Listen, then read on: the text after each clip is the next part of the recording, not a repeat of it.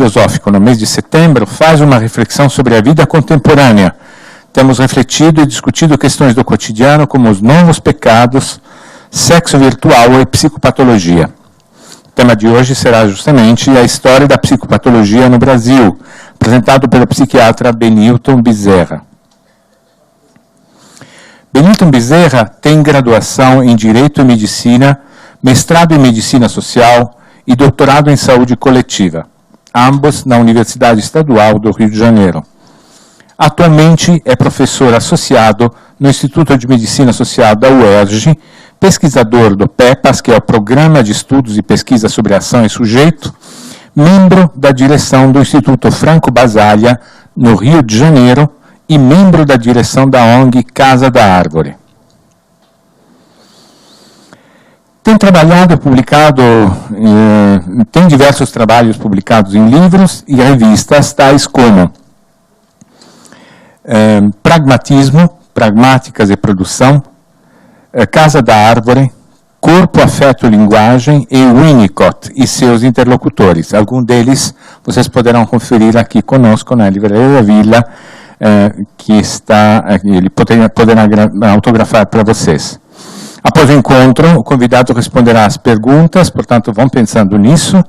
E, por favor, desliguem o celular e, sem mais, vamos receber o Benilton com um aplauso de boas-vindas.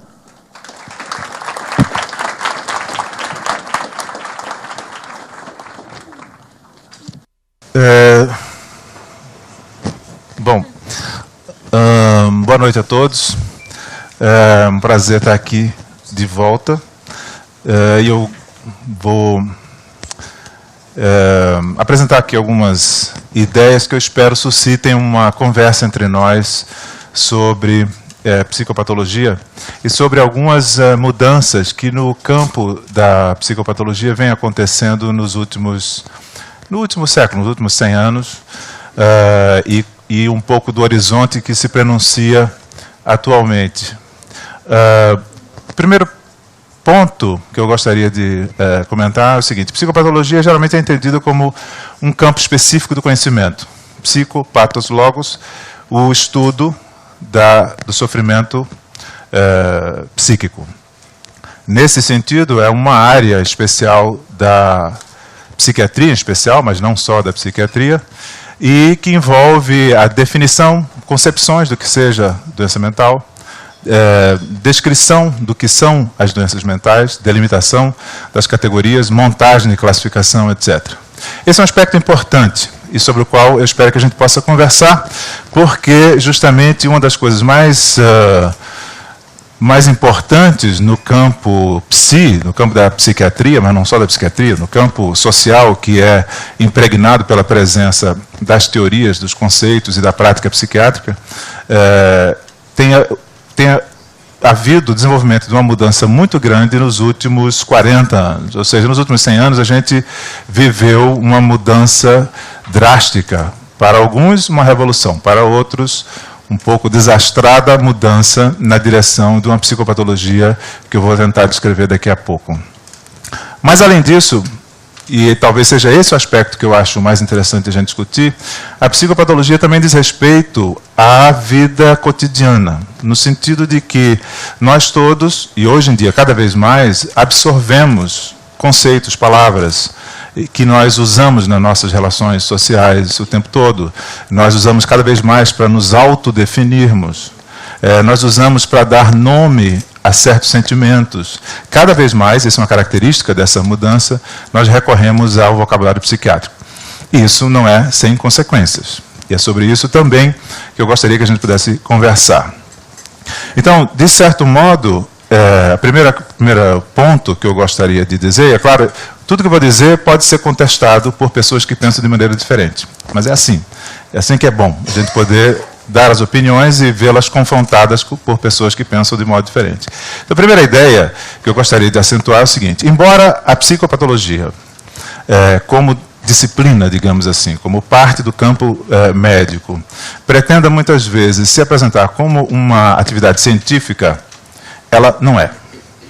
A psicopatologia, ela é uma atividade permanente pelo menos nos últimos 200 anos, desde que se criou a ideia mesmo de doença mental, e se criou a psiquiatria e tudo o que gira em torno dela, um exercício constante de demarcação do que é a normalidade, do que é a diferença, mas ainda não patologia, e do que é uma diferença que a gente considera patológica e, portanto, que merece, que exige algum tipo de intervenção. Então, de certa forma, psicopatologia é uma coisa da qual todos nós participamos, na medida em que nós, como membros da sociedade, calcionamos ou criticamos essas palavras que apontam, nomeiam, classificam, positiva ou negativamente, certas experiências psíquicas e certos comportamentos. O que faz com que uma experiência que um de nós possa ter, ou uma conduta que a gente possa apresentar, seja considerado patológico, não é alguma coisa que se decida cientificamente, no sentido de uma objetividade que não presta nenhum tributo à avaliação subjetiva. Ao contrário, se a gente pode dizer que o sofrimento psíquico, sofrimento, tout court, ele é inerente à existência humana, e isso Buda já dizia 2.500 anos atrás, viver é sofrer.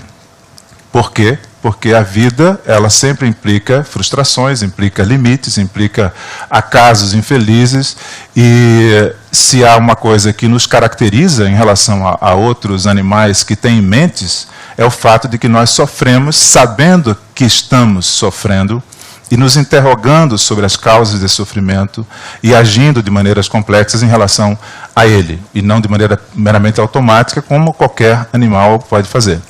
Então, a psicopatologia, como um exercício deixa eu dizer de outra maneira, a demarcação das fronteiras entre normalidade, diferença e patologia é um exercício constante de toda a sociedade. E a gente ressalva, de toda a sociedade, desde que se constituiu esse campo específico da psicopatologia, e isso tem pouco tempo, 200 anos, mais ou menos. Como exemplo dessas movimentações no campo da psicopatologia, é curioso a gente lembrar de alguns diagnósticos que foram inventados, utilizados e depois jogados no lixo. Por quê? Porque, em grande parte, refletiam de maneira muito aguda percepções contextuais que foram deixadas para trás. Quando se começou a construir ferrovias nos Estados Unidos, surgiu um diagnóstico que era o diagnóstico da espinha ferroviária, Railroad Spine. Era um diagnóstico que era dado para pessoas que, supostamente, tinham traumatismos pelo saculejo dos trens, uma novidade na época, durante horas seguidas. Os médicos chegaram à conclusão de que aquele saculejo nos trens produzia uma espécie de traumatismo mínimo que fazia com que o sistema nervoso central ficasse alterado e as pessoas ficassem nervosas, ansiosas, etc. E tal. Esse diagnóstico teve uma presença e, evidentemente, sumiu. Outros diagnósticos surgiram, por exemplo, Kraepelin, que é um grande psiquiatra, o fundador, digamos, da psiquiatria classificatória científica, é a grande figura que hoje em dia influencia o olhar psiquiátrico. Emil Kraepelin, no final do século XIX, produziu a primeira grande classificação psiquiátrica. Ele, por exemplo, falava das parafilias, ou seja, das práticas e excitações e imaginações sexuais parafílicas, significa fora do que deveria acontecer. E ele incluía entre as parafilias a sexualidade na velhice e na infância. Kraepelin não tinha a noção de que sexualidade fosse alguma coisa que as crianças experimentassem. E muito menos achava que velhos, vocês imaginem que no final do século XIX, a partir dos 50, você já estava mais ou menos candidato a ser considerado um ancião. E a sexualidade era considerada por ele como uma estranheza, uma espécie de conduta fora do normal. Talvez o diagnóstico mais extravagante com o qual me deparei é o de dreptomania. Dreptomania foi um conceito inventado por um psiquiatra americano no século XIX e que significava um delírio ou seja, um impulso irracional à fuga que era típico de certo grupo de pessoas, os escravos. Os certos escravos tinham essa doença, ou seja, tinham um impulso a fugir e buscar a liberdade. Isso contrariava a natureza do escravo e, portanto, era evidentemente uma patologia. O tratamento da drapetomania, não preciso explicar qual era. Era um tratamento de contenção desse impulso antinatural. Há outros diagnósticos também que mais recentes. A gente está falando dos psiquiatras e médicos do século XIX, mas se a gente pensar bem, a homossexualidade deixou de ser considerada como uma patologia. Começou a ser considerada como patologia no século XIX. Deixou de ser considerada patologia há muito pouco tempo atrás, em 1974. Foi quando, apenas por pressão dos movimentos gays, a homossexualidade, depois de uma votação e de uma espécie de plebiscito, se decidiu que a homossexualidade não deveria ser considerada uma patologia. Há outros casos de diagnósticos que são muito específicos na certa cultura. Por exemplo, o da personalidade múltipla, um transtorno que é muito típico dos Estados Unidos. Houve quase uma epidemia durante um tempo e depois sumiu. A histeria, na época de Freud, era um diagnóstico bastante comum, era, digamos, o sintoma da época, e hoje em dia tem uma presença completamente diferente. A depressão, que nos anos 50 acometia, segundo as estatísticas, 2% da população, hoje em dia, aparentemente, segundo as previsões e cálculos epidemiológicos, atingirá 1 em cada 4 pessoas ao longo da vida. Então, vocês veem como o quadro das chamadas doenças mentais, ele varia conforme contexto. Alguns diagnósticos simplesmente aparecem e desaparecem, outros vão mudando de nome, é o caso da psicose maníaco-depressiva, que se transformou-se num transtorno bipolar, e a gente vai ver depois a importância que teve essa transformação vocabular no lugar que essas pessoas ocupam socialmente, na maneira como as pessoas se identificam, e com isso a gente pode começar a pensar na importância que tem o vocabulário psicopatológico na vida das pessoas, de uma maneira geral, de todos nós. Mesmo aqueles que não temos ainda diagnóstico psiquiátrico, nós o tempo todo usamos, e hoje em dia qualquer pessoa usa a palavra autista com uma certa liberdade, usa a palavra bipolar com uma certa liberdade. Todo mundo enxerga crianças com, provavelmente, TDAH.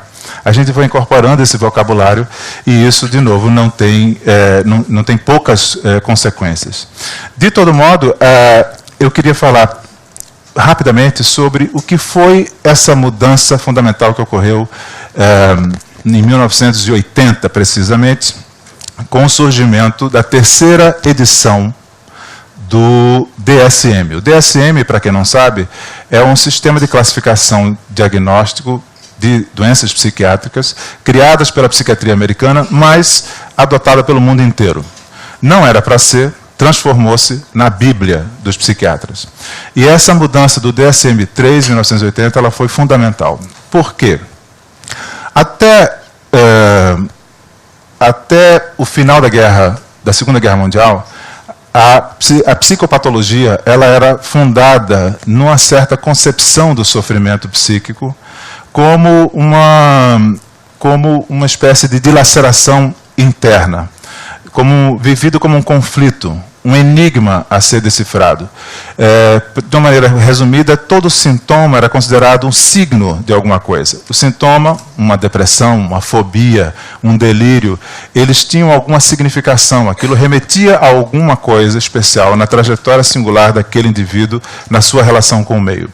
Então, ser tomado por um sintoma era quase automaticamente interrogar-se sobre o que está acontecendo comigo.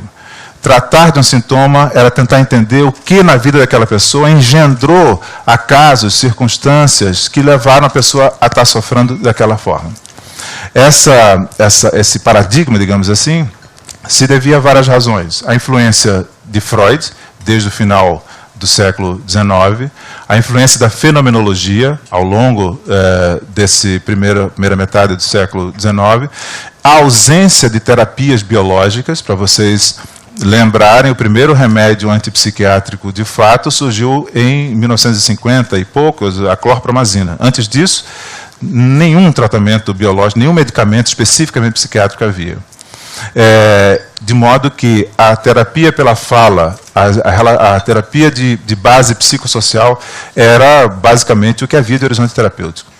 Em 1952, com o surgimento da psicofarmacologia, uma coisa mudou radicalmente. E de lá para cá, o impacto dos psicofármacos só tem feito aumentar.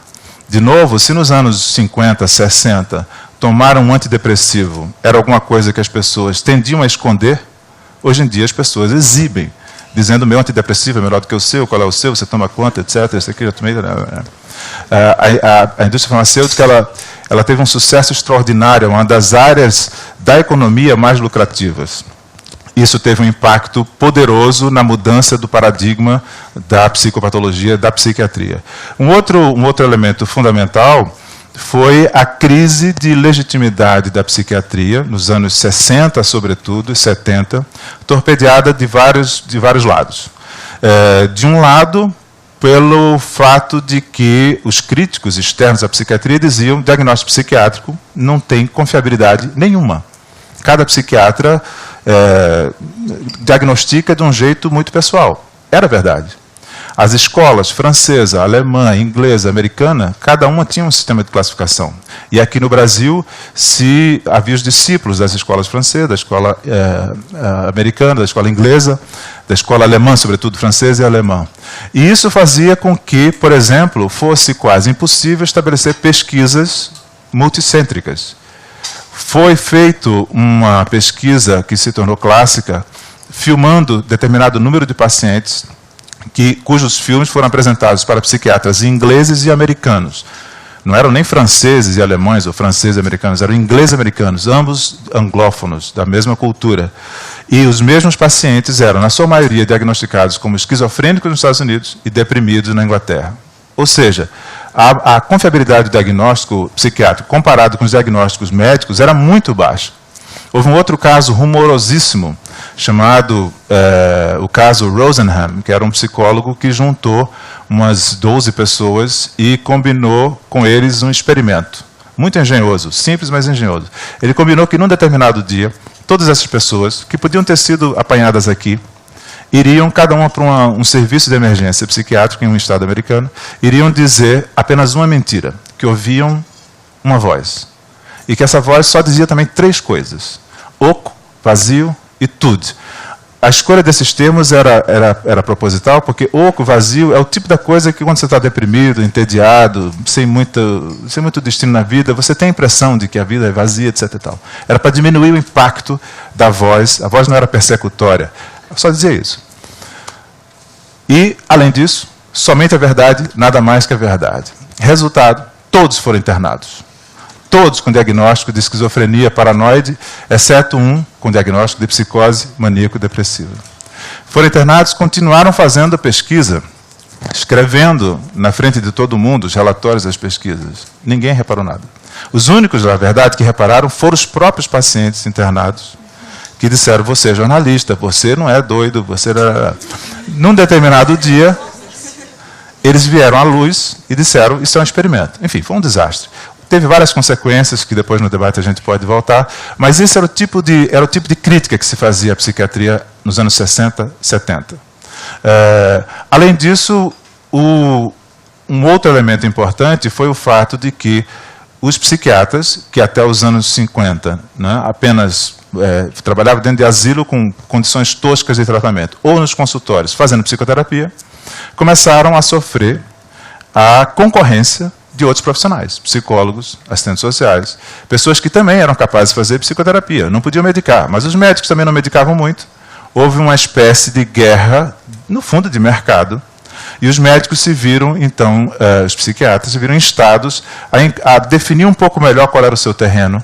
E uma das maneiras de fazer isso foi criar um sistema de classificação diagnóstico que fosse mais confiável e que pudesse ser, digamos, apropriado para pesquisa, para pesquisas, para difusão do conhecimento diagnóstico entre pessoas da saúde pública, por exemplo, Vocês imaginem o que era fazer programas de saúde mental em lugares onde havia pouquíssimos psiquiatras. E na América Latina havia pouquíssimos psiquiatras, na África muito menos ainda, em muitas regiões não havia. Era preciso que enfermeiros, assistentes sociais, psicólogos, outros profissionais pudessem manejar os instrumentos. Eles eram muito complicados.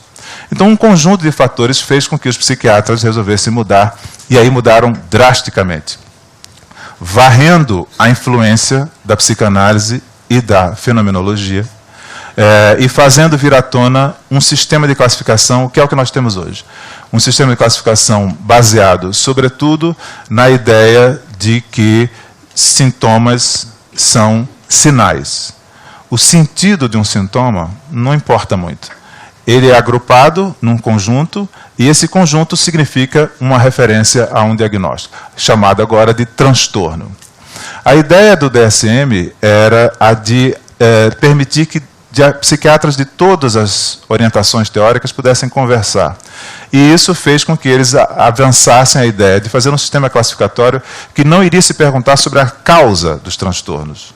Iria simplesmente fazer um conjunto de rótulos, o que permitiria, em tese, que qualquer fenomenólogo, psicanalista, junguiano, psiquiatra biológico, etc., pudesse trabalhar com aquelas categorias. O que de fato aconteceu foi que, ao longo dessas décadas, houve uma ênfase cada vez maior na versão biológica da psiquiatria. Ou seja, o diagnóstico que era ateórico, na verdade, tornou-se uma espécie de fundamento para uma psiquiatria biológica, que hoje é, pelo menos na psiquiatria oficial, a versão hegemônica. Houve muitas consequências na adoção do DSM-3, ele já passou por uma revisão em 87, depois do DSM-4 em 1994, uma revisão em 2000, e agora nós estamos no final da elaboração do DSM-5. O que aconteceu com o número de diagnósticos psiquiátricos com essa mudança? Explodiu. O DSM-1 tinha mais ou menos 160 diagnósticos, o DSM-4, esse último agora, tem 375. O número de diagnósticos possivelmente aumentará com o DSM-5. Mais do que isso, a ideia de que a psicopatologia, ou seja, o estudo do sofrimento, perdeu aquela perspectiva fenomenológica. Ou seja, o que significa isso? Significa a análise da experiência de estar deprimido. Análise na primeira pessoa. O que é estar tomado por um delírio de perseguição? O que é estar tomado pela ideia de ruína, depressão, de pânico diante de um objeto inofensivo, fobia? Essa exploração da experiência na primeira pessoa, hoje em dia, com o DSM, foi varrida. Outra dimensão varrida, digamos, a dimensão psicodinâmica. O que é que se passa dentro do indivíduo? Que tipo de conflito ele tenta resolver com o sintoma? Que é sempre uma tentativa de solução de um conflito difícil de resolver. Essa discussão ela também foi colocada num segundo plano. Se é que está em algum plano. O diagnóstico psiquiátrico hoje em dia é tão simples que não só psiquiatras dão diagnóstico e, portanto, medicam. Hoje em dia, quem mais medica antidepressivos e tranquilizantes não são os psiquiatras. São os médicos em geral, ginecologistas, otorrinolaringologistas, oftalmologistas, osteopatas, que se forem médicos, também receitam. Diagnósticos, não apenas médicos psiquiatras dão, os outros médicos também, mas todos os profissionais da área de saúde, mais os professores das escolas, mais os pais. Ou seja, a vulgarização e a simplificação do diagnóstico produziu uma espécie de enxurrada de diagnósticos na sociedade. Se eu pegasse aqui, era um exercício, se a gente tivesse mais tempo, eu teria feito isso. Um exercício mostrando a vocês alguns dos diagnósticos mais polêmicos do DSM, certamente a maioria aqui sairia com algum tipo de diagnóstico. Tantos eles são, e tão simplesmente você pode ser alocado num. Isso quer dizer que uma pessoa que tem um diagnóstico desse tem uma doença mental? É uma boa pergunta. Boa parte dos psiquiatras admite facilmente que não. ter um transtorno mental não significa necessariamente que você tem uma doença, se por doença você entender algum tipo de entidade anátomo-clínica. Transtorno transformou-se numa espécie de acordo convencionado de que certas condutas, certas experiências, elas são estranhas, são esquisitas, elas merecem ser atendidas. Então se criam, por exemplo, diagnósticos como transtorno explosivo intermitente. Se tiver alguém aqui de cabeça quente, pavio curto, estourado, pode abraçar esse diagnóstico e dizer que a culpa não é sua, que você é um doente. As pessoas têm que lhe compreender. Bom, mas também você talvez seja obrigado a se tratar. O transtorno desafiador de oposição, que é dado para crianças que não obedecem aos adultos, que não gostam de fazer deveres, que botam a culpa nos outros pelas coisas que elas fazem. Eu não estou brincando, é nesse nível critério de definição de um diagnóstico que é dado cada vez mais para crianças em idade escolar. Em alguns contextos sociais, mais até do que no Brasil, a difusão dos diagnósticos é muito preocupante. Por exemplo, o uso de diagnóstico de transtorno bipolar em crianças com menos de 5 anos. Criança em processo de formação e já alvos desse tipo de diagnóstico. Por que isso é relevante? Porque um diagnóstico psiquiátrico, ele não é apenas uma espécie de... Não é como você ter uma amidalite, não é como você ter uma fratura, não é como você ter uma doença qualquer. É você ter um traço seu marcado no seu olhar sobre si próprio, no olhar dos outros sobre você, dependendo do tipo de diagnóstico. Transtorno bipolar, numa criança de 5 anos, tem o efeito de influir fortemente no engendramento de um destino pessoal, de um destino social. Esse tipo de fato deveria fazer com que a gente pudesse cada vez mais discutir, nós, os não especialistas, sobre a pertinência desses diagnósticos. E a pergunta, bom, antes disso, apenas para dar a vocês a importância, o grau da importância dessa discussão, eu vou dar alguns exemplos de diagnósticos que foram propostos para o DSM-5. Um deles, o mais polêmico talvez, foi o de síndrome de risco de psicose. Era a ideia de você poder flagrar um adolescente que ainda não tinha apresentado os sintomas psicóticos para intervir mais cedo, medicá-lo e aí evitar que ele tenha a psicose. O motivo não é sem interesse. A gente sabe que entre o aparecimento de sintomas e o tratamento, em média, passa-se 1 ano, o que significa, isso são pesquisas internacionais, o que significa um efeito ruim no prognóstico. Quanto mais cedo o tratamento, melhor o prognóstico.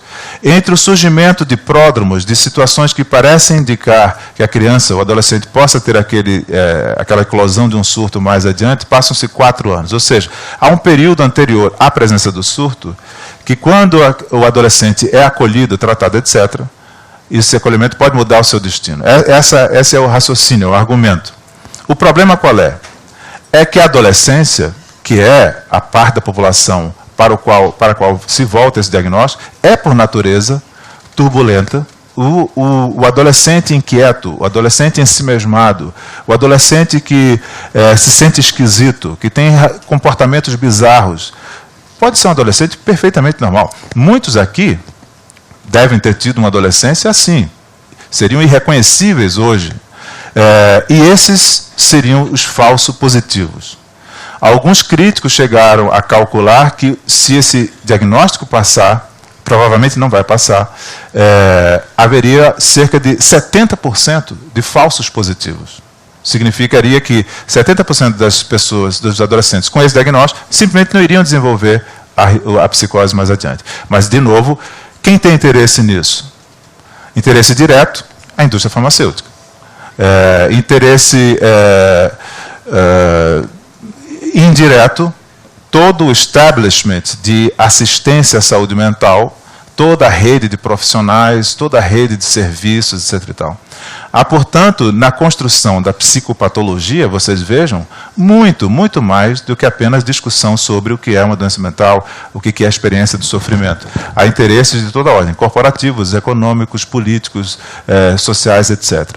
Outro diagnóstico estranhíssimo sugerido foi o de transtorno parafílico coercitivo. Alguém pode ter uma ideia do que seja isso? Transtorno parafílico, ou seja, uma atividade sexual ao lado, desviante, coercitivo. Esse diagnóstico foi bolado para ser aplicado para certos estupradores que seriam considerados doentes, o estupro sendo considerado consequência dessa doença mental. Isso é uma discussão muito importante e muito crucial. Por quê? Porque ele é um exemplo de como, na sociedade em que a gente vive, cujas características a gente pode discutir daqui a pouco, a falta da tradição, a falta de agências nômicas que regulam naturalmente a vida das pessoas dos conflitos, tem feito com que duas agências sociais sejam cada vez mais convocadas para regular os conflitos da vida normal. Um é a justiça. A judicialização da vida cotidiana é cada vez maior. Isso começou nos Estados Unidos. Qualquer pessoa que veja filme americano já ouviu essa frase: eu vou lhe processar, nós nos vemos na corte. É típico, né, da classe média americana, nós nos vemos na corte. Pois isso está sendo transportado para o Brasil. E vocês abrem os jornais e veem o juiz determinando soluções para conflitos que antes eram solucionados com outras maneiras. E a outra agência é a medicina, em particular a psiquiatria. Nem toda conduta indesejável, nem todo crime é expressão de patologia. Nem tudo que a gente diz não deve ser considerado patologia. Por exemplo, houve um outro diagnóstico sugerido. Vou dar um outro diagnóstico para terminar essa coisa de diagnósticos que é muito preocupante, que é o transtorno misto de ansiedade e depressão. O transtorno misto de ansiedade e depressão, se passar, vai fazer com que todos nós, em algum momento da vida, tenhamos esse diagnóstico. Porque é impossível viver uma vida, pelo menos uma vida interessante, que implica riscos, implica ganhos, mas implica perdas, implica decepções, frustrações, sem que a gente atravesse algum período em que você esteja bastante ansioso ou esteja um pouco deprimido. É impossível. Isso significa que nós devemos chamar esses períodos de turbulência de doença mental, de transtorno mental? Eu acho que não. Muita gente acha que sim, são os promotores dessa proposta. E, para finalizar esse tópico, uma outra discussão enorme no DSM-5 é a questão do luto. Até agora, o luto era considerado um período em que as pessoas, evidentemente, iriam sofrer. Ou seja, um diagnóstico de transtorno depressivo maior era dado a uma pessoa que estivesse sem prazer, sem vontade de fazer nada, sem poder dormir, inapetente, com humor triste, apragmático, desde que isso não fosse resultado da perda de um filho, do marido, de um pai, durante um período que, aliás, era curto, 2 semanas. Pois bem, houve gente que disse: nós devemos retirar essa cláusula de exclusão, ou seja, o sofrimento natural do luto passaria a ser considerado um transtorno. Qual é a consequência imediata disso? É a de que uma coisa é você falar de luto, vestir preto durante 6 meses, chorar de maneira ritual, não se mostrar alegre, cumprir o ritual social de elaboração da perda. Outra coisa é dizer: eu estou com transtorno depressivo maior. Você está com transtorno depressivo maior. O passo seguinte a isso é, evidentemente, tratamento. E tratamento, hoje em dia, muito frequentemente é medicação. Ou seja, o impacto disso sobre a medicalização da vida cotidiana seria espetacular. Então, isso são só exemplos para mostrar a vocês como a construção das categorias psicopatológicas, a demarcação do que é patológico e do que não é, depende de um conjunto de variantes e deveria, digamos, contar com a participação do público em geral. De uma maneira geral, aliás, de uma maneira recorrente, cada vez maior, isso tem acontecido. O DSM-5 é a primeira classificação psiquiátrica que foi colocada na internet para ser discutida. Ou seja, qualquer um de vocês pode entrar no fórum da DSM e colocar as críticas que vocês quiserem, que todos vocês podem intervir, qualquer psiquiatra pode fazer isso, mas qualquer pessoa faz isso. E muitos grupos têm feito, grupos organizados têm feito isso. Ou seja, um dos efeitos, eu falei de alguns dos efeitos negativos dessa virada do DSM-3. Expansão diagnóstica, proliferação exagerada de novos diagnósticos, ampliação excessiva do campo de medicação do sofrimento, apagamento da dimensão experiencial do sofrimento, da dimensão fenomenológica e psicodinâmica do sofrimento, mas houve efeitos também positivos, porque na vida tudo é assim, tudo tem ganhos e perdas, nada é exatamente bom, exatamente ruim. E entre as coisas positivas decorrentes do DSM estão o fato de que o estigma em relação à doença mental baixou bastante. Ou seja, se a psiquiatria nos anos 50, 60 era uma psiquiatria opressora, excludente, hoje em dia o problema dela não é esse, é ao contrário. Dela ser inclusiva. Todo mundo faz parte do seu raio de ação. Ela é, inclusive, ela mudou, inclusive, ou ampliou o seu raio de ação, que não é apenas o de tratar o sofrimento, é cada vez mais o de promover saúde mental, promover bem-estar social, é a de aprimorar as nossas capacidades cognitivas, afetivas, sensoriais, etc. Que é uma fronteira com a qual eu vou terminar a conversa daqui a pouco, que é uma das fronteiras entre normalidade e diferença, que é mais espetacular, né? Nós estamos avançando para uma psiquiatria, para uma medicina do aprimoramento, e não apenas uma medicina, uma psiquiatria que visa tratar o sofrimento.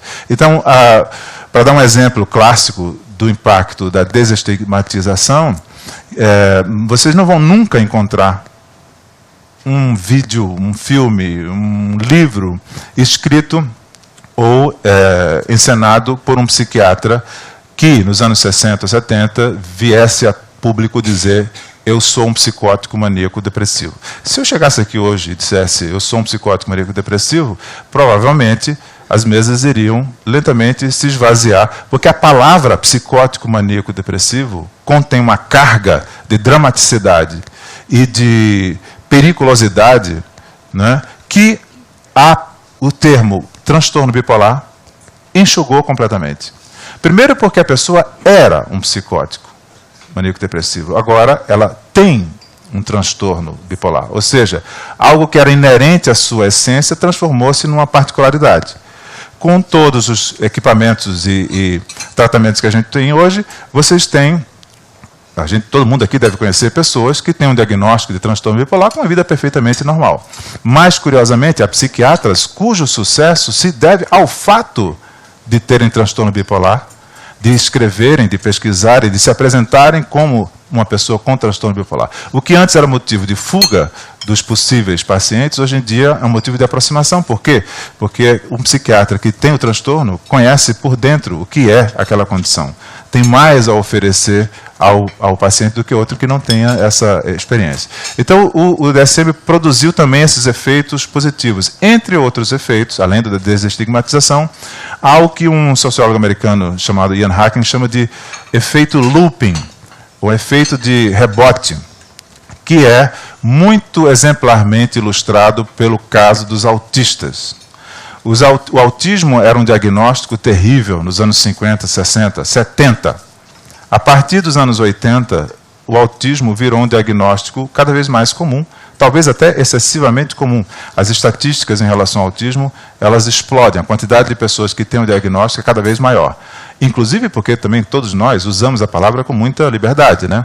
Muita gente diz: fulano é autista, sem que queira dizer que é um diagnóstico preciso, mas qualificando com o vocabulário psiquiátrico, que torna a categoria bastante permeável. Mas o mais importante do que isso foi o fato de que, e esse é o efeito rebote, muitos autistas se apropriaram desse diagnóstico e passaram a trabalhar sobre ele, a influir na maneira como eram tratados, a produzir leis que favorecem mecanismos de facilitação da sua vida na sociedade, Ou seja, tornaram-se um grupo ativo como o movimento gay foi, como o movimento negro foi, como o movimento das mulheres foi. Mais do que isso, essa prática política dos autistas transformou-se num elemento de crítica e de renovação do próprio conhecimento psicopatológico sobre o autismo. E há uma quantidade enorme de livros escritos na primeira pessoa por autistas, há relatos de famílias, há uma literatura impressionante. Isso fez com que, de fato, o conhecimento psicopatológico sofresse uma influência que antes inexistia, que era dos próprios pacientes serem autores do conhecimento que se volta sobre eles. Então, esse foi um aspecto bastante curioso e positivo do DSM nesses últimos 50 anos. De qualquer maneira, eu queria mencionar, antes de fazer a discussão que eu acho mais importante, que é qual é a definição que nós podemos ter sobre normal e patológico.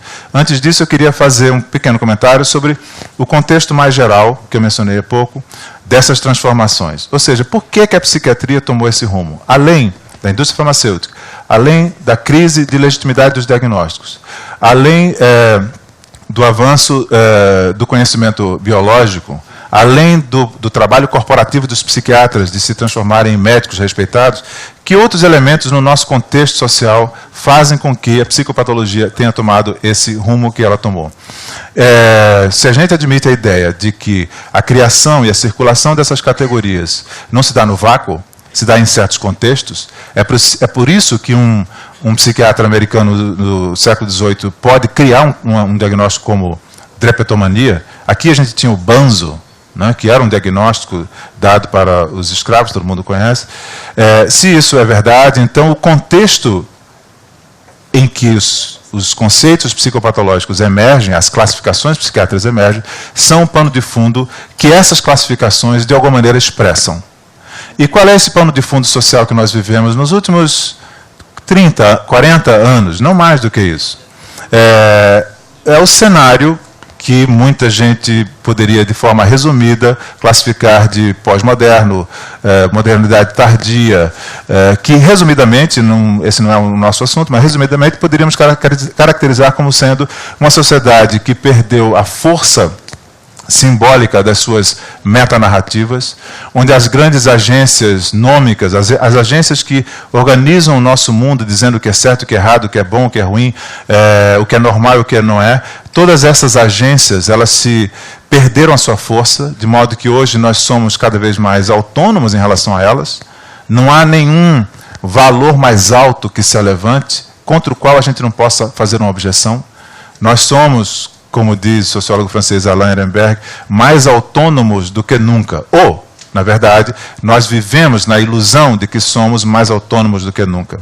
Por quê? Porque nós não precisamos nos ajoelhar diante de nenhuma autoridade. Qualquer autoridade hoje é discutível.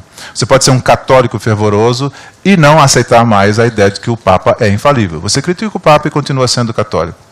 Que é uma ideia impensável nos anos 40, 50. Hoje em dia é.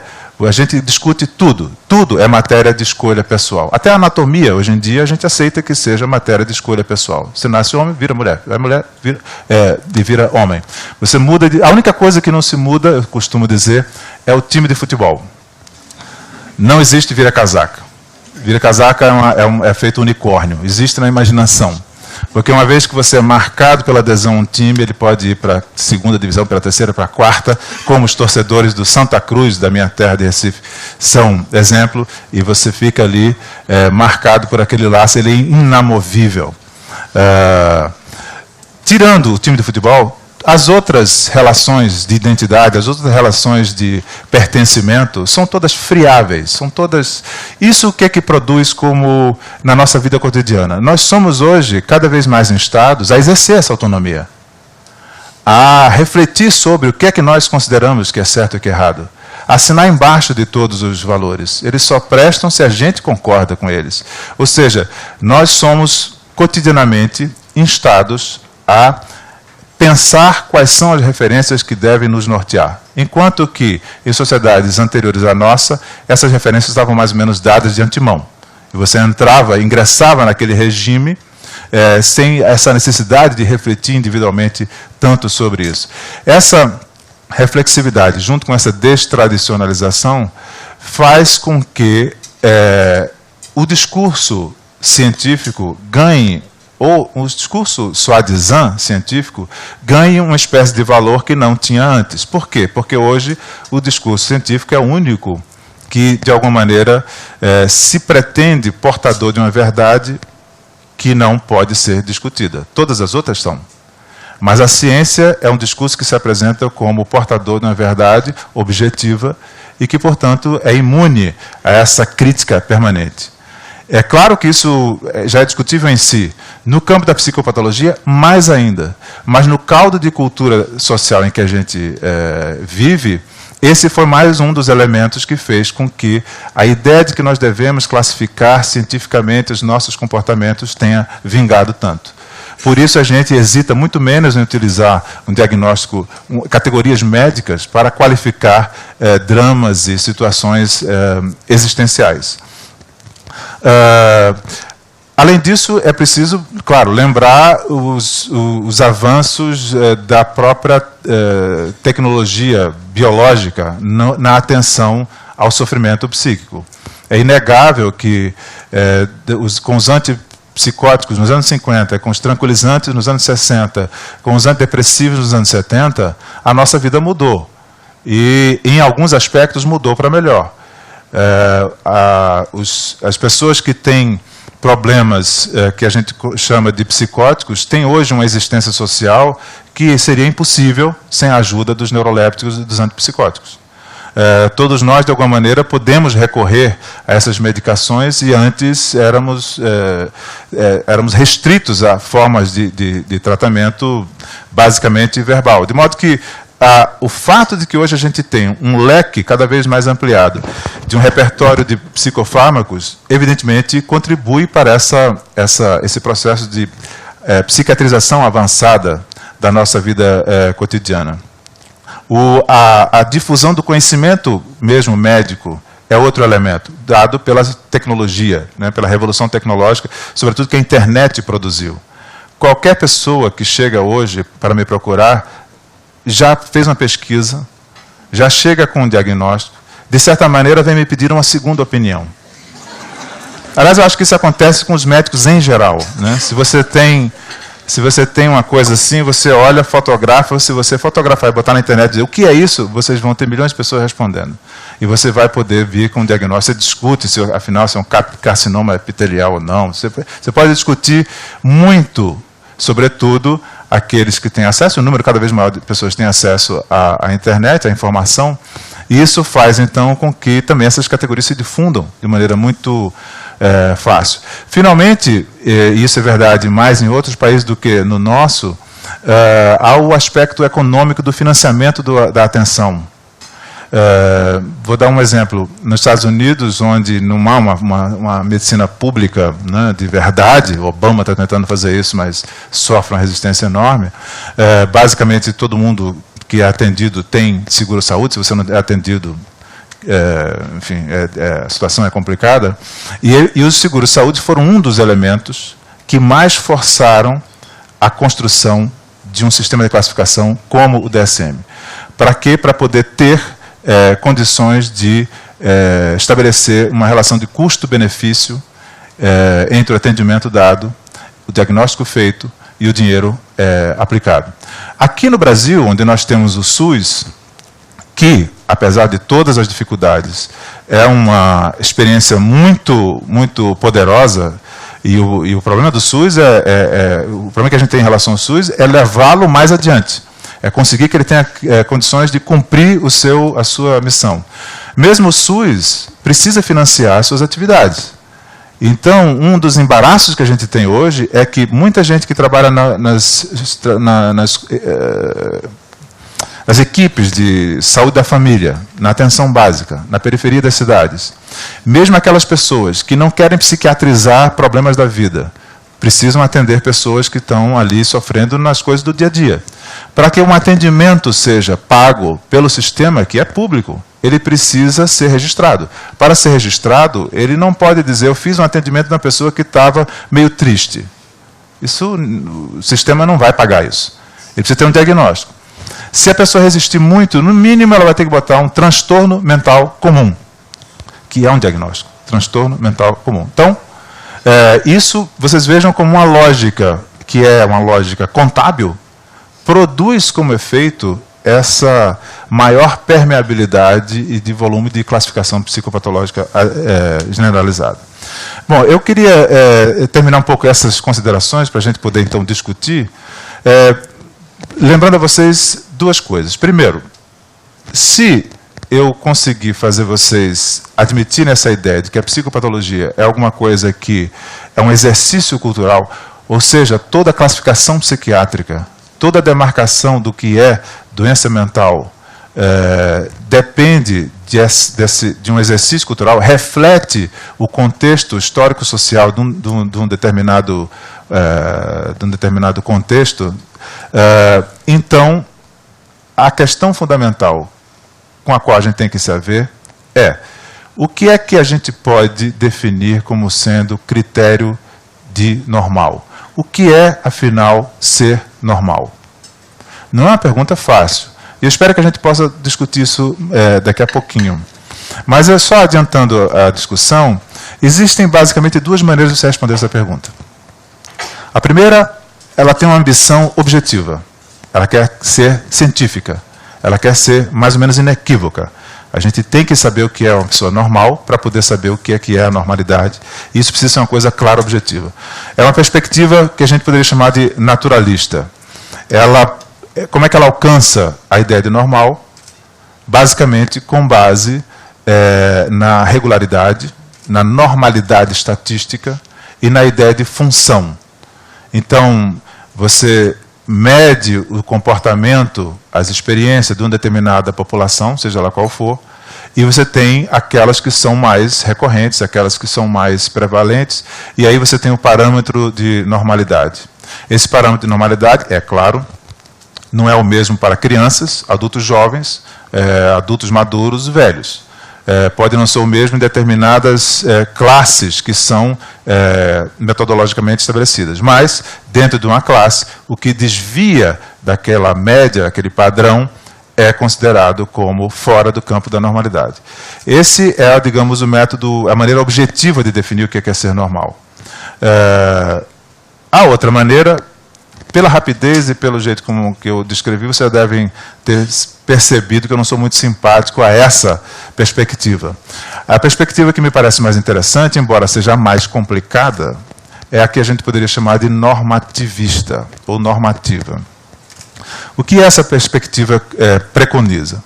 Ela preconiza a seguinte coisa: nós, como seres humanos, somos dotados de um corpo que produz essa capacidade muito especial, que é a de fazer emergir uma mente, uma vida subjetiva, que regula a nossa relação com os outros e com o meio ambiente. Essa relação com os outros, como dizia Freud, ela é uma das fontes da nossa inevitável infelicidade. Por quê? Porque os outros nos frustram, nos dão prazer e nos dão desprazer. O próprio corpo fenece e envelhece. Os acasos da vida, às vezes, nos atropelam. Sofrer é inerente à condição humana. O que faz, então, com que a gente possa dizer que um sofrimento X é patológico? A chave da resposta a essa pergunta é a diferenciação entre o fato da normalidade e o valor da normatividade. Deixa eu explicar. A normalidade estatística é normal porque é comum, é um fato. Boa parte das pessoas que estão dentro dessa normalidade estatística estão bem.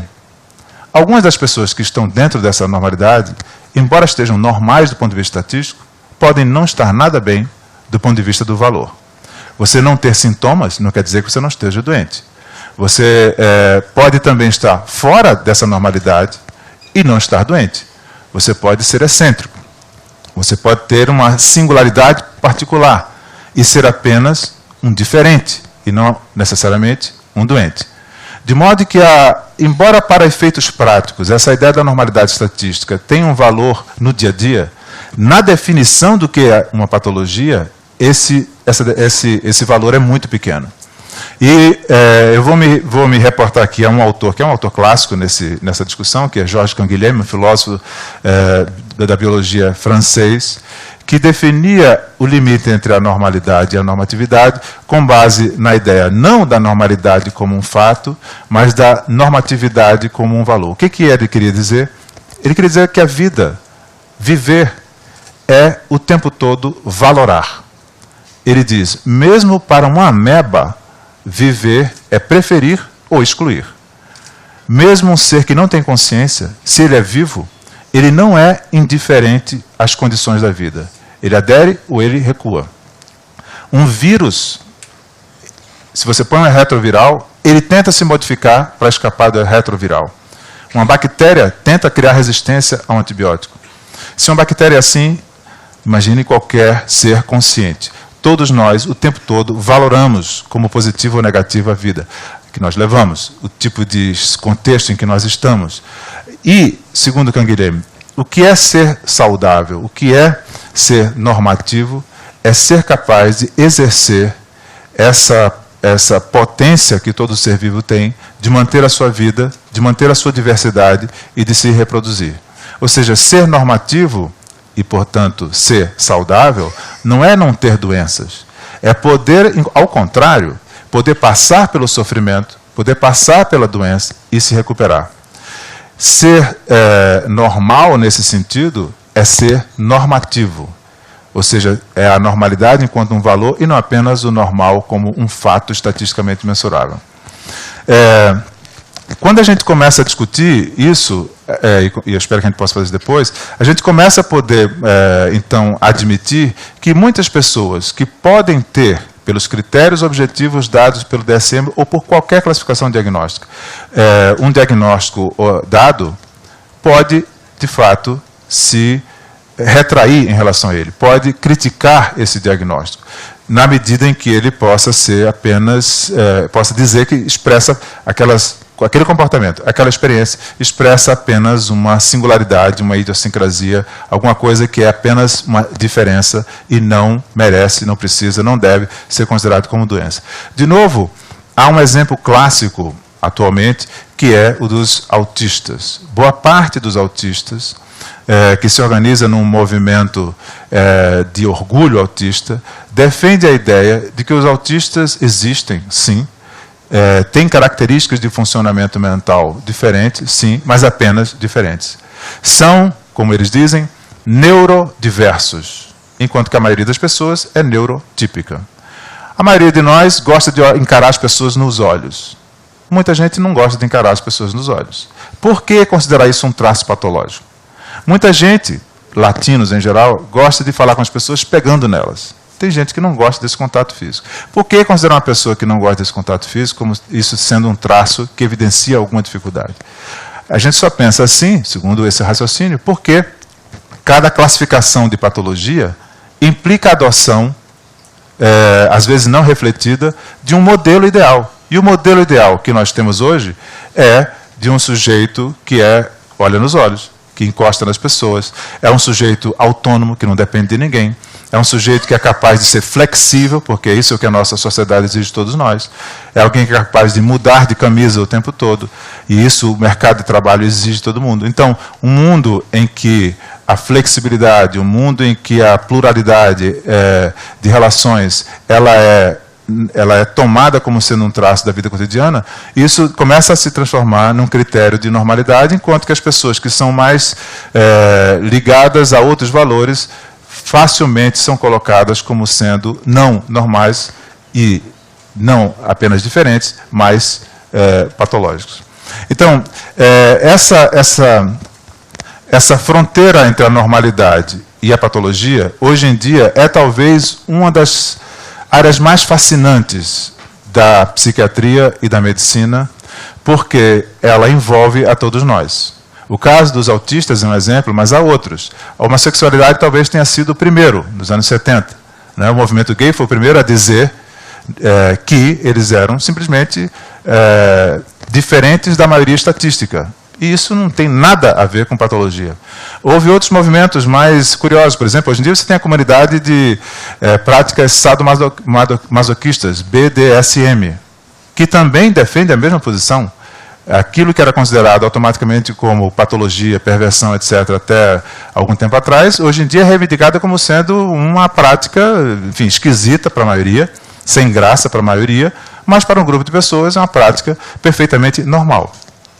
Por quê? Porque ela não fere a normatividade dos sujeitos. O sujeito pode ter uma prática sexual completamente distinta da normal enquanto comum e ainda assim ser normativa. E o que significa ter uma prática normativa em relação a uma pessoa? No fundo, significa uma coisa simples. Você se relaciona normalmente com alguém quando você, o tempo todo, trata aquela pessoa como um sujeito, como você. Quando, de alguma maneira, você destitui aquela pessoa da condição de sujeito, você passa a tratá-la como instrumento do seu gozo, aí você ultrapassou a fronteira para alguma coisa que a gente não admite. É isso que a gente chama de perversão. É isso que é cair para o campo da patologia. Então, quando a gente toma esse critério normativo, a maior parte das pessoas que pratica BDSM é perfeitamente normal, apesar de estar completamente fora da curva de Gauss, daquela curva na qual todos, ou todos, não sei, aqui a maioria não sei, mas a maioria de nós provavelmente está incluída. Para terminar, outro desafio, digamos, que nós estamos vivendo no campo da psicopatologia atualmente, é um desafio bastante promissor e muito interessante, é o desafio promovido pelo movimento das deficiências. Por quê? Porque até algum tempo atrás, a deficiência era concebida no modelo, como eles dizem, o movimento diz, do modelo da tragédia pessoal. Ficar paraplégico, não ter um membro, perder uma função, era viver uma tragédia, uma perda irreparável. Era você se colocar como objeto de cuidado, mas um cuidado mediado pela pena, pela piedade, por alguém que está passando por uma coisa desastrosa.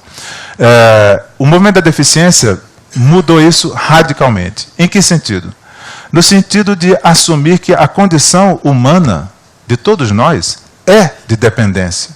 Nós todos somos deficientes em alguma coisa. Por exemplo, eu sempre fui deficiente em esportes. Não há quem me faça praticar algum esporte com o mínimo de competência. O que eu fiz? Bom, comecei a fazer outras coisas. Há pessoas que são desafinadas. Né? Há pessoas que não enxergam. Há pessoas que não ouvem. Há pessoas que andam de cadeira de roda. Qualquer uma dessas pessoas exibe, mais ou menos, algum grau de deficiência que aparece como? No contexto em que ela vive. Ou seja, no meu contexto de vida, não ser bom jogador de futebol, só me deu um certo aborrecimento quando eu era criança, porque eu era o último a ser escolhido na divisão dos times. E pouco mais do que isso. E frustração que eu tive quando era adolescente e tal. Todo brasileiro com 6 anos quer ser jogador de futebol. Eu também quis, foi talvez uma das primeiras grandes frustrações, mas passou.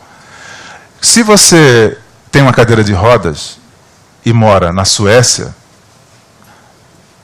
você sofre muito menos o sentimento de deficiência do que se você mora, pelo menos no Rio de Janeiro, não sei como é Campinas. Mas no Rio de Janeiro, no prédio onde eu moro, a deficiência ressaltaria. Por quê?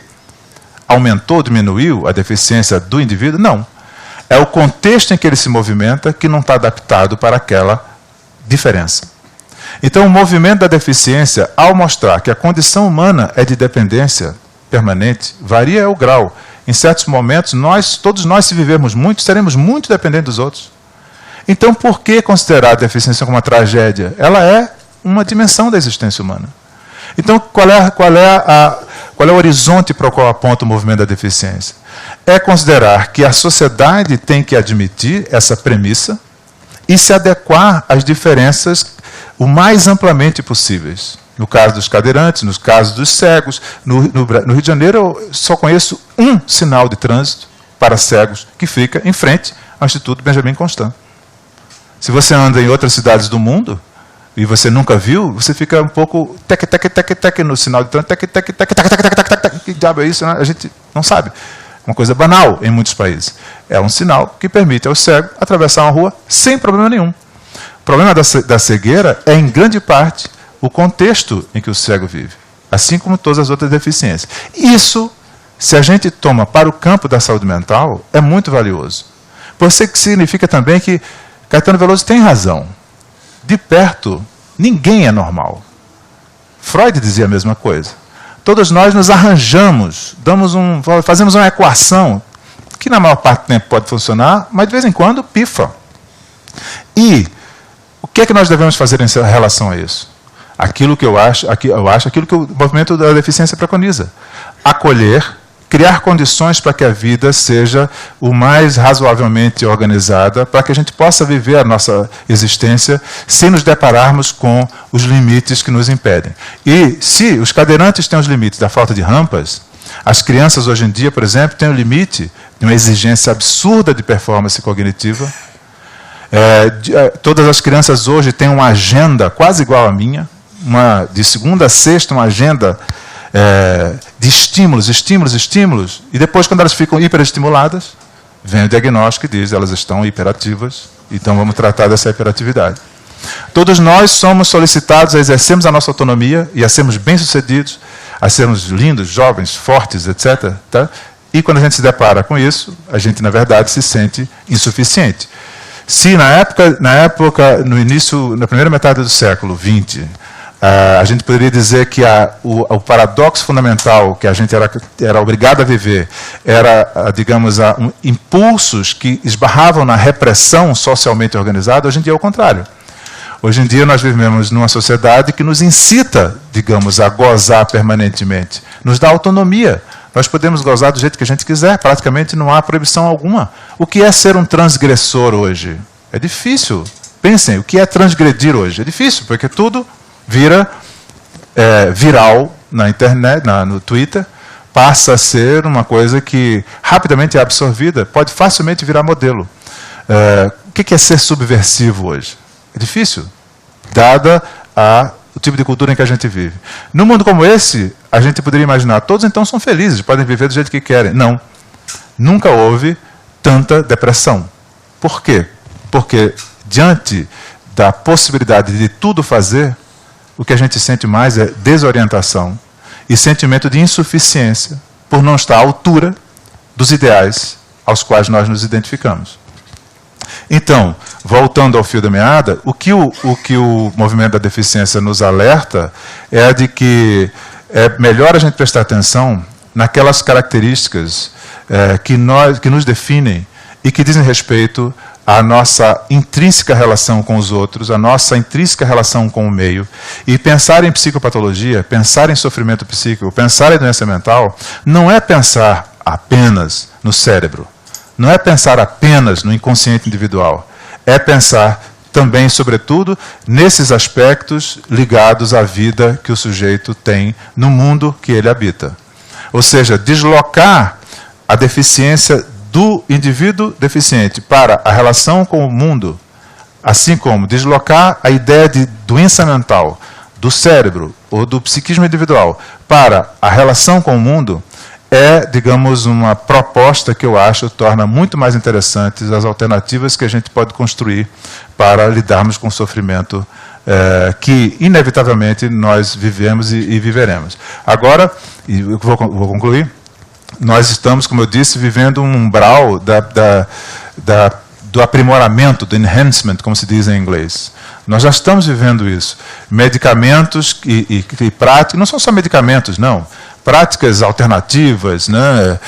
Muito da cultura oriental foi, digamos, incorporada à nossa cultura ocidental com a desidratação dos aspectos valorativos ou espirituais e apenas a retenção daquilo que é promessa de aprimoramento cognitivo, aprimoramento emocional. Boa parte das pessoas faz meditação para poder serem mais capazes de enfrentar o estresse da vida, por exemplo. Né?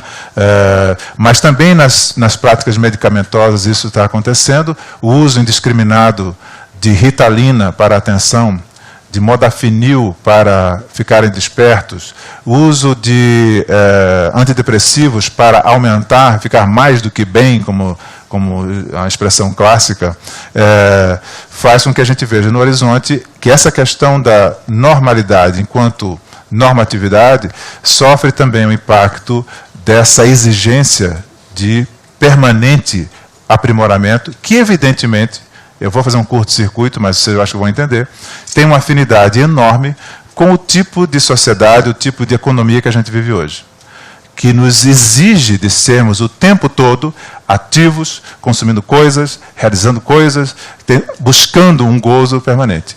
Isso está por baixo da produção das nossas doenças mentais mais típicas. As depressões, as adições, as alterações na relação com o próprio corpo e assim por diante. Bom, essas eram algumas das ideias que eu queria trazer para vocês e na esperança que a gente possa, então, debater o que vocês têm a dizer sobre isso, me perguntando, me contestando ou fazendo comentários. Obrigado.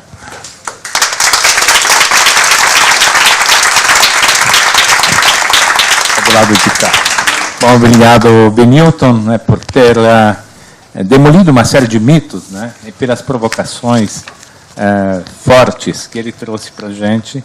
Então, agora abrimos para o debate. Levantem a mão, serão atendidos prontamente. Aguardem alguns segundos, porque a câmera chegue até vocês, afinal estamos gravando. Teremos perguntas da internet também. Então, passamos a palavra a todos vocês. Obrigado.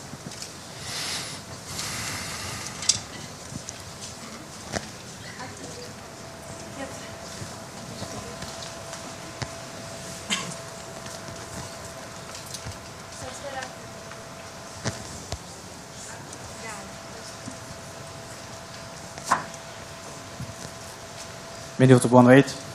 Primeiro, obrigado pela explanação clara e concisa. Eu também sou conterrâneo. Admito que, de fato, mesmo mudando para a região sudeste, aqui a gente não muda de time, mas não sou Santa Cruz, sou esporte lá.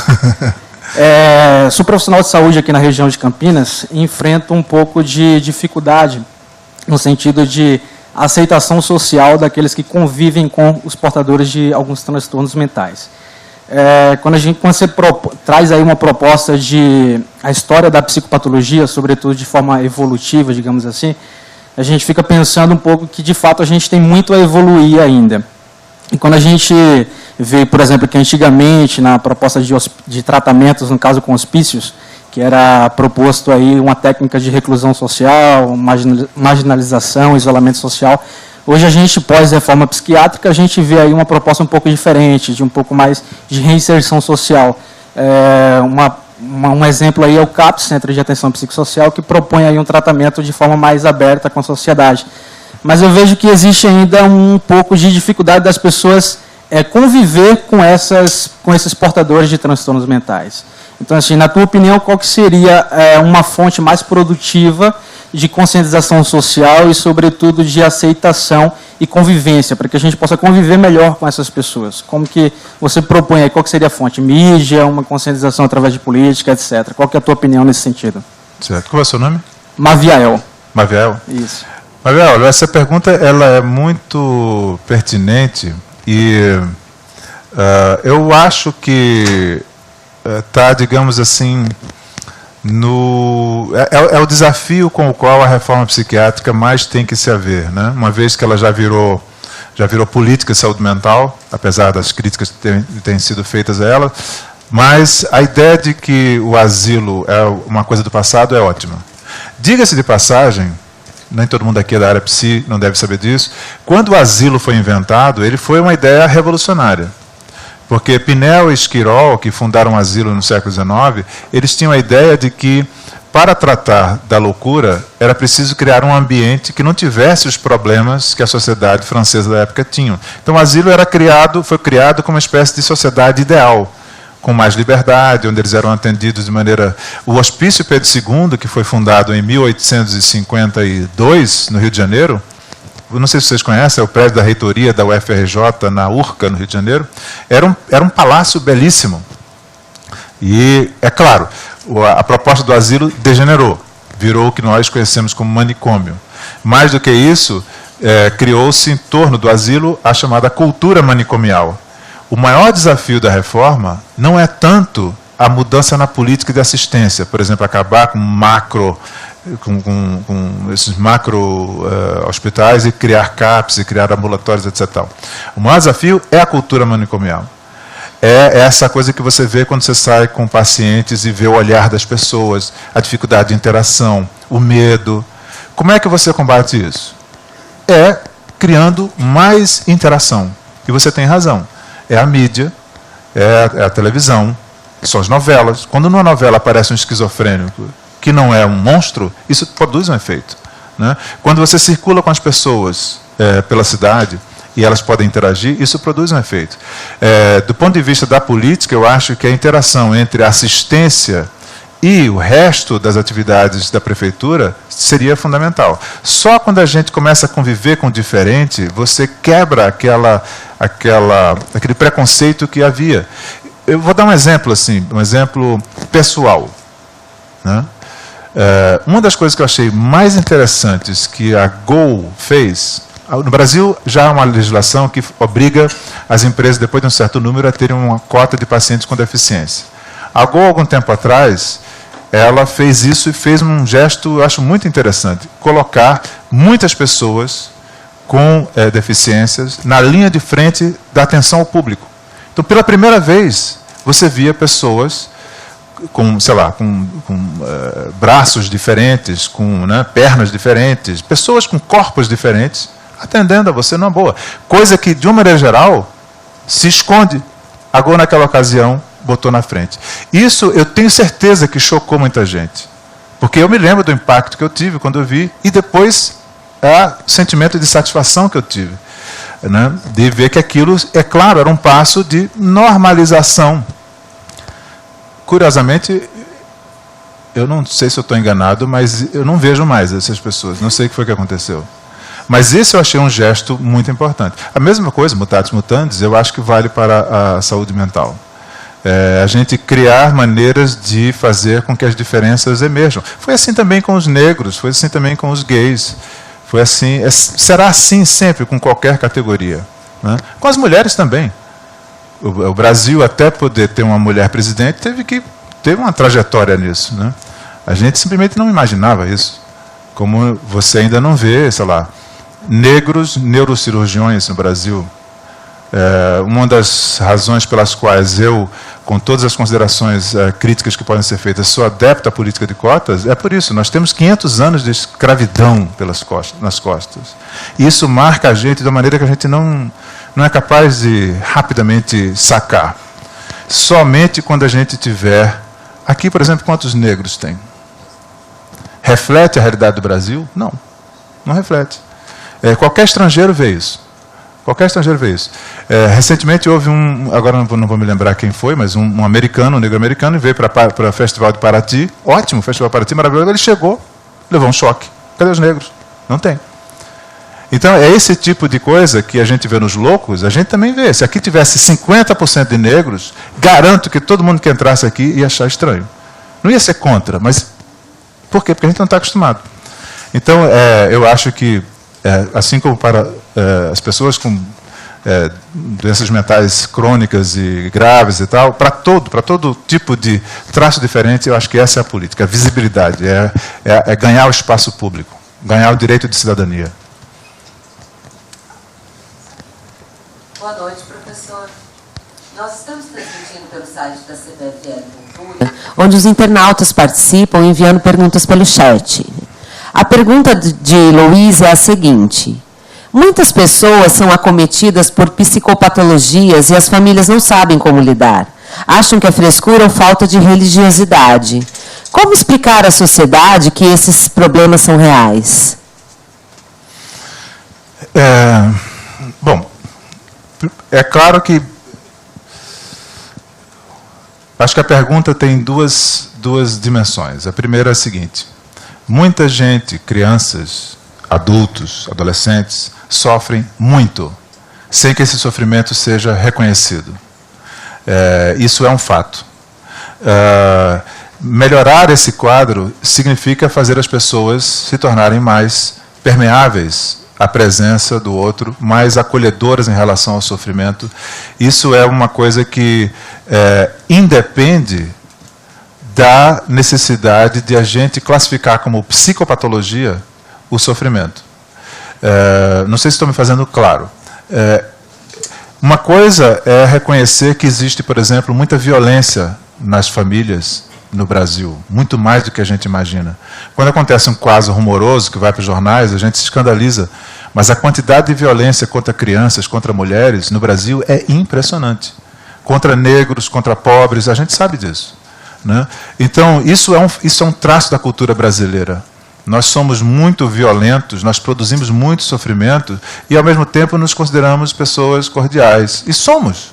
Esse é um dos traços paradoxais da cultura brasileira, né?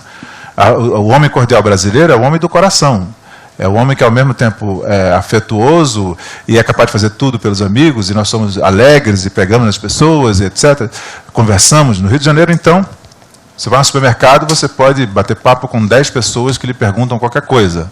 Nós somos assim. Mas também nós somos, às vezes, muito indiferentes ao sofrimento, por exemplo, de pessoas subalternas. Somos mais sensíveis ao sofrimento dos nossos iguais, mas as pessoas subalternas a gente vê menos. Então, essa pergunta ela tem uma dimensão universal, ou seja, o sofrimento precisa ser acolhido. De novo, há uma dúvida que eu quis instalar em vocês. Todo sofrimento, para ser acolhido, precisa ser reconhecido como psicopatologia? Eu hesitaria em dizer que sim. Aliás, ao contrário. Eu diria, francamente, que não. Talvez essa necessidade de classificar como psicopatologia para então acolher seja mais um problema do que uma solução. Por quê? Porque a gente vai considerar que a solução, o acolhimento, o tratamento vai ter que ser feito de modo técnico, pelo sistema de atenção à saúde, etc. A gente delega para o discurso técnico e para os profissionais aquilo que deveria ser uma tarefa, um desafio de todos nós. Não tenho certeza se eu respondi a pergunta como a pessoa que fez a pergunta imaginava, mas...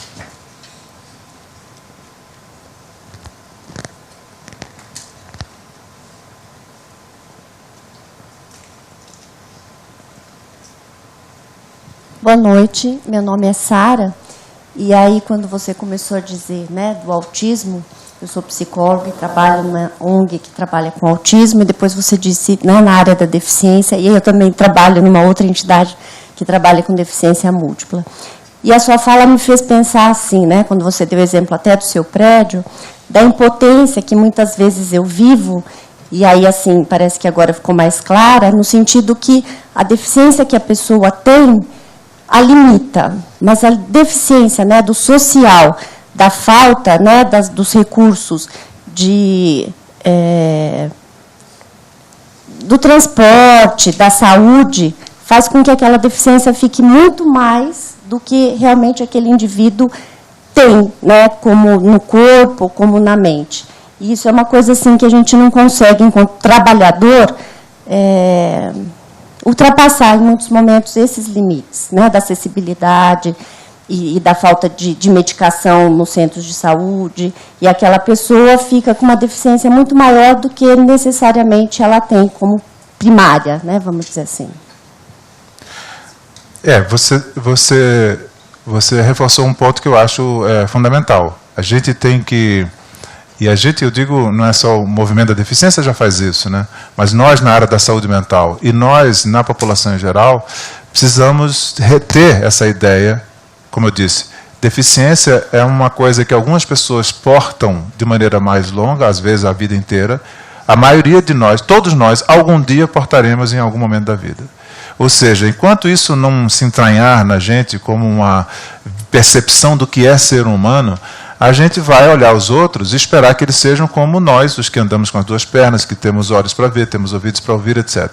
A gente não vai ser sensível às, eu diria, menos do que as limitações, às especificidades dos corpos e mentes que são diferentes da maioria de nós. Poder insistir nessa ideia de que a gente, todos nós temos diferenças, nós temos deficiências, todos nós temos sintomas. Todos nós podemos, em algum momento, atravessar um período de grande turbulência emocional e precisar da ajuda do outro. Insistir nisso, eu acho que é uma tarefa fundamental para que a gente se torne sensível. O outro elemento é a da militância, que permite que a gente produza leis, obrigações, que, por exemplo, impeçam que prédios sejam construídos, prédios nos quais, por exemplo, onde eu moro, onde nenhum cadeirante pode se movimentar facilmente. Isso nós temos avançado bastante no Brasil.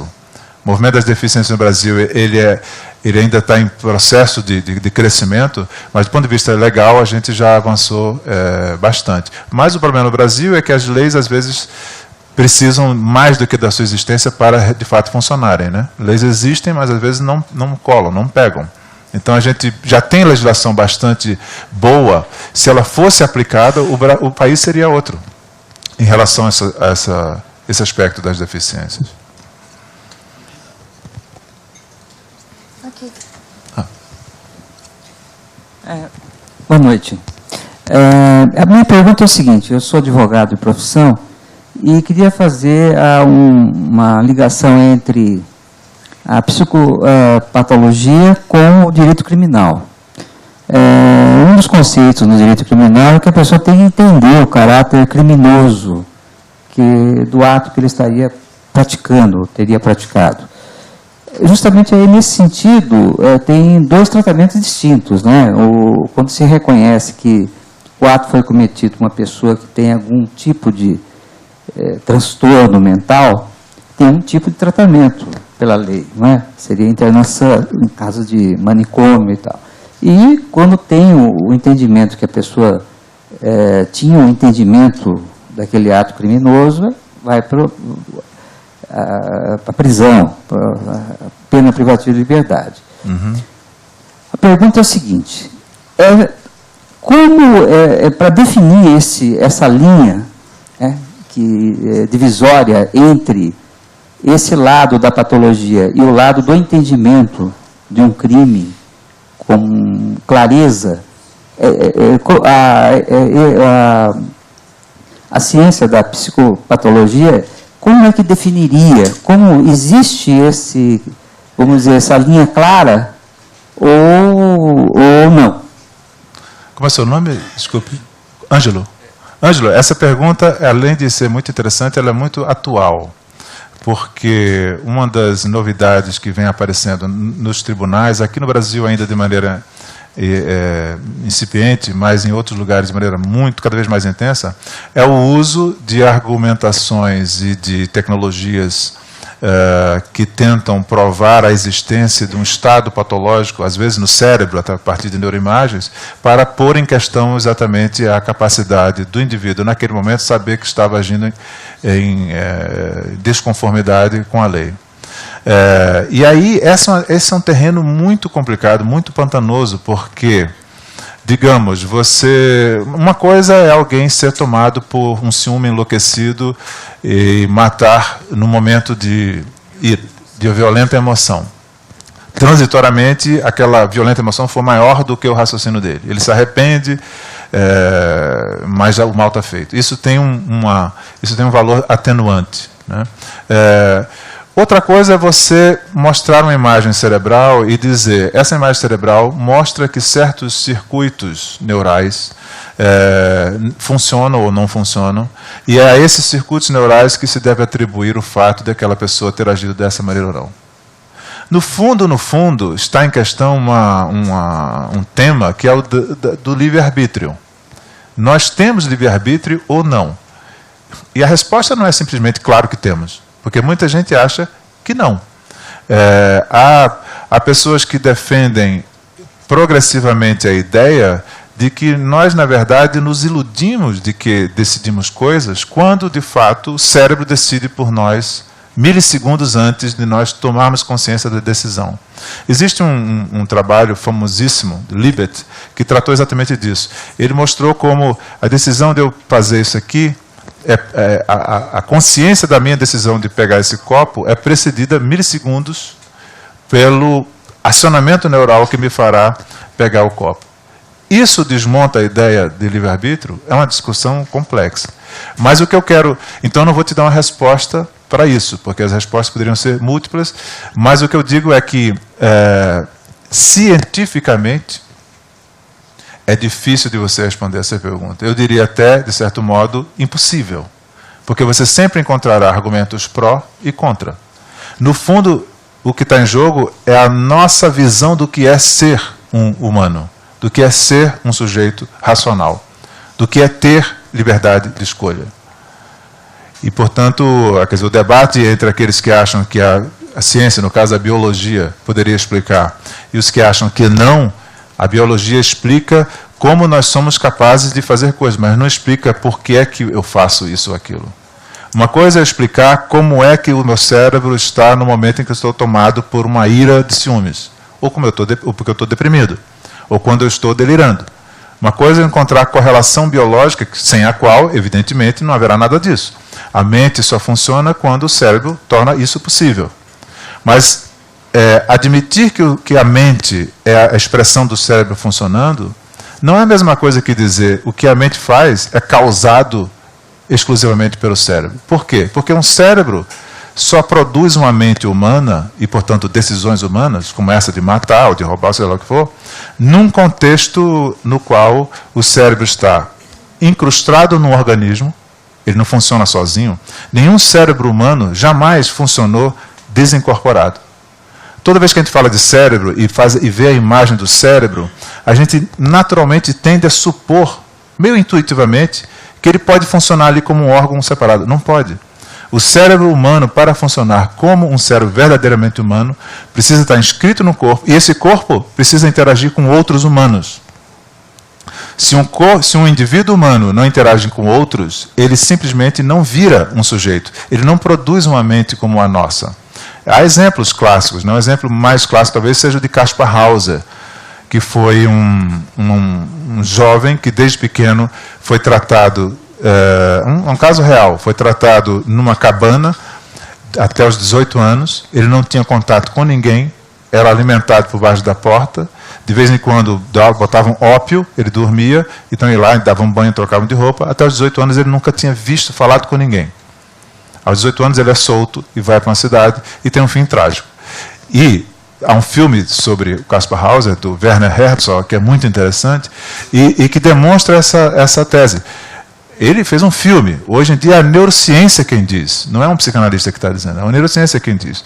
O cérebro humano, para fazer as redes neurais, construir as redes neurais, e para fazer funcionar essas redes neurais, de modo a que apareça um sujeito, ele precisa interagir com outros humanos. Portanto, se é verdade que sem cérebro não há mente, sem vida social também não há mente. Por mais que a gente tenha um cérebro muito bem formado. Quando a gente começa a deslocar o centro de gravidade do indivíduo, do interior do indivíduo, para a relação do indivíduo com o mundo em que ele vive, as coisas mudam de figura. Então, a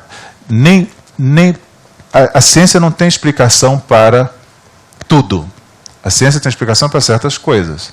Há outras para as quais a gente precisa aduzir outros elementos que não são, pelo menos, a ciência biológica. Né? Para compreender por que as pessoas agem de determinadas maneiras, é preciso a gente lembrar de que aquela pessoa é o efeito, aquela subjetividade individual, é o efeito, é como se fosse um holograma que emerge da interação entre cérebro, corpo e mundo. Mundo físico e mundo simbólico. A gente pode mudar a